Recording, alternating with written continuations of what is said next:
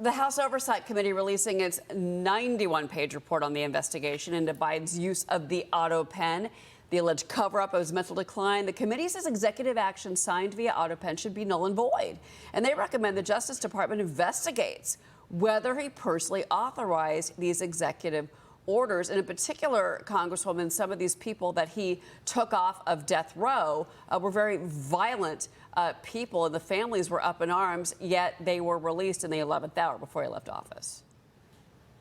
This will go down as one of the biggest cover-ups in American presidential history.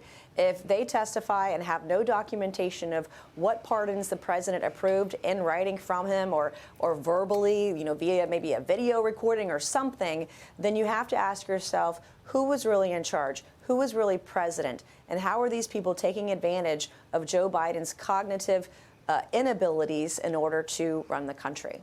But so, do you think that there's a chance that we could see some of these EOs overturned? I mean, some of these affected energy policy.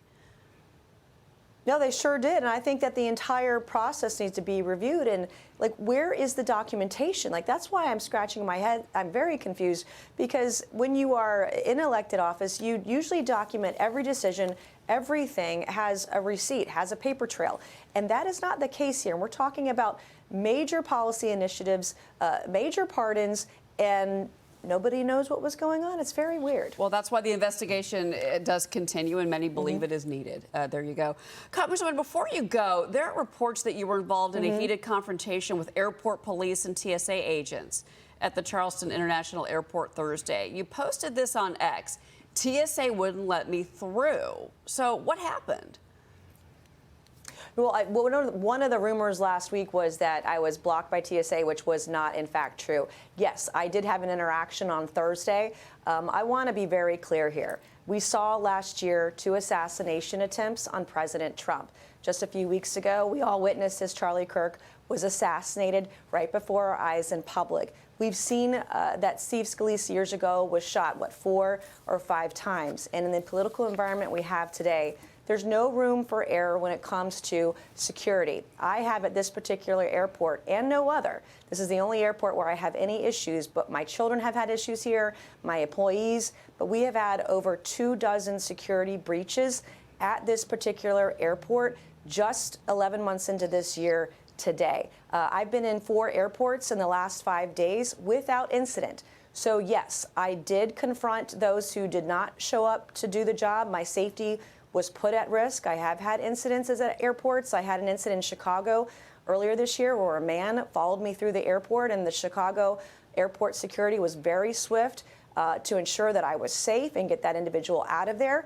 I had other incidences where someone tried to physically have an altercation with me at one of the D.C. airports.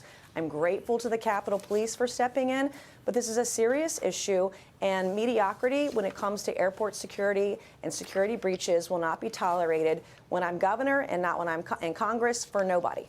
But so why wouldn't they let you through? That's the part that I'm not quite understanding here. What was their reason? They did let me through. I was let through. Okay, yeah, I was let through. Right. But there's a federal process under TSA rules that require federal officials to have law enforcement personally escort us through the crew member line. So there's a process. I waited patiently. I asked for assistance from TSA. They were very helpful. And so we did it eventually. But what the Charleston Airport did was also release details about the vehicle that I was dropped off at, putting my safety at risk on Thursday. They released details on where I get dropped off at the airport by releasing video. It's all scary for an individual. I have more than 1,300 death threats a year. And so I take my security very, very seriously. I don't want to be the next person that gets shot and killed. And and to be clear, other elected officials have used that crew member line, and all so the time.